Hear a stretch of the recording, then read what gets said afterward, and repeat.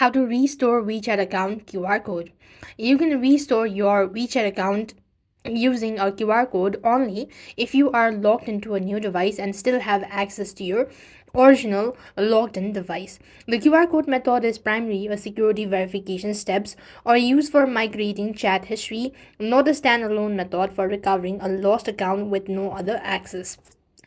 So if you're trying to log in to a new phone and can still access WeChat on your old phone, then what you need is just launch open WeChat or on a new device. After entering your account details, you will be prompted to complete a second verification, which often includes the option to scan the QR code.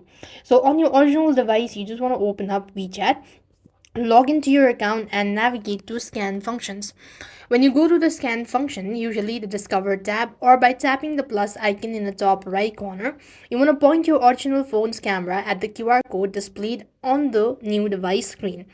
Then confirm the login on the original device to gain access on a new one, and that's how you should be able to restore account or restore WeChat account with QR code. I hope the video was helpful. Make sure to like, share, and subscribe. Thank you for watching. See you in the next video.